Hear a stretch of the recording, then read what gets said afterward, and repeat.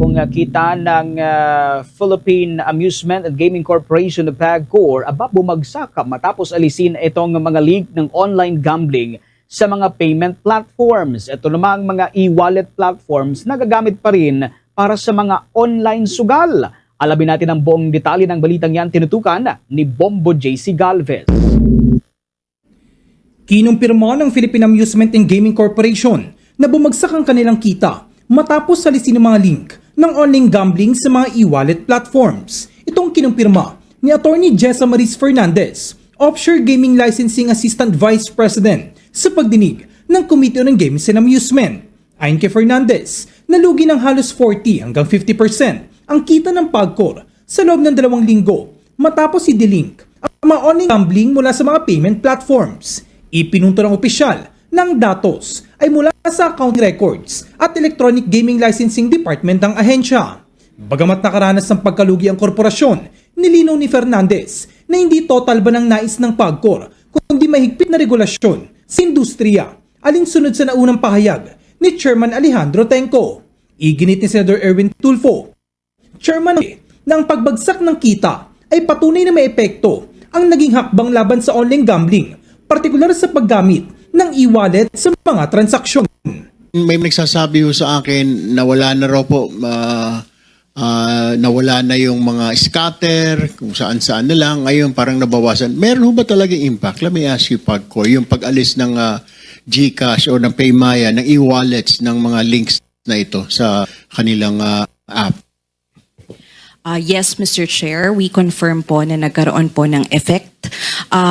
Based po ito sa income for the 2 weeks after the delinking. So nakaranas po ng around 40 to 50% decline in the income po after po nung delinking from the payment platforms. Samantala, isinuwalat ni Senador Arisa Ontiveros na nagagamit pa rin ng mga e-wallet platform para sa pagdeposito at pag-withdraw sa loob mismo ng mga online gambling platform. Ayon sa Senadora, maaring umabot hanggang 6 na digit o hanggang 500,000 pesos ang nilalabas at naipapasok sa mga transaksyong ito. Ipinaliwanag niya na kung sa online banking, kapag sumobra ng 50,000 pesos ay hindi na maaring makapag-transfer, ngunit sa e-wallet platforms ay posibleng maglabas-masok ng hanggang kalahating milyon para sa pagsusugal. Mr. Chair, kasi on the one hand, tinanggal po ng GCash at ng Maya ang online gambling apps sa platforms ninyo. But on the other hand, parang sa PAGCOR nagbigay ng isang kamay pero binawi isang kamay pero binigay isang kamay. Parang ganun din yung nangyayari sa GCash at sa Maya. Kasi on the other hand, nakakadismaya dahil nagagamit pa rin kayo pareho sa pag-deposit at withdraw sa loob mismo ng platforms ng online sugal. And yes, pwede pa rin mag-cash in at cash out gamit ang e-wallets ninyo. At ayon pa sa screenshot na ito nga, pwedeng umabot hanggang 500,000 pesos. 6 digits. Lampas-lampas, Mr. Chair, sa minimum wage sa ngayon. No, sa mga manggagawang Pilipino natin na arawan kumikita.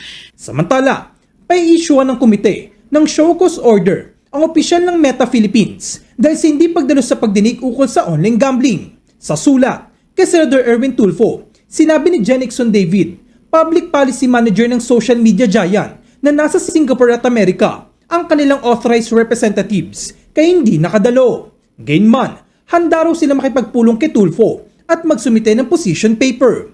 Ikinagalit ito ni Tulfo at iginiit na tila nagdidikta ang Meta sa Senado at binalaan niyang maaring ipatawag at ipakulong ang opisyal kung patuloy na hindi igagalang ang komite. No, Committee Secretary, why are they dictating this committee kung kailan sila mag-attend? No.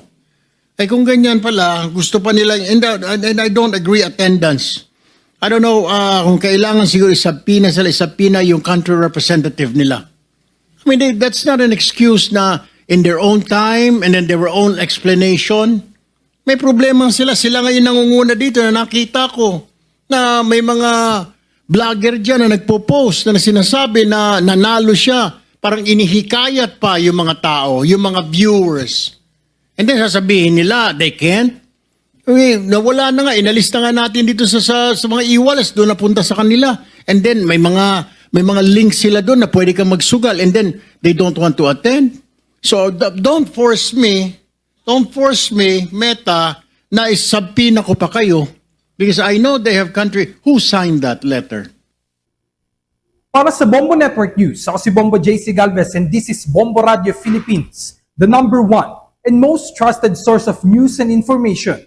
Basta Radio, Bombo! For the most trusted source of news and information, visit our website at www.bomboradio.com. Follow us on Bombo Radio mobile app, Facebook, YouTube, TikTok, and X, formerly Twitter. Like, share, and stay connected. Anytime, anywhere.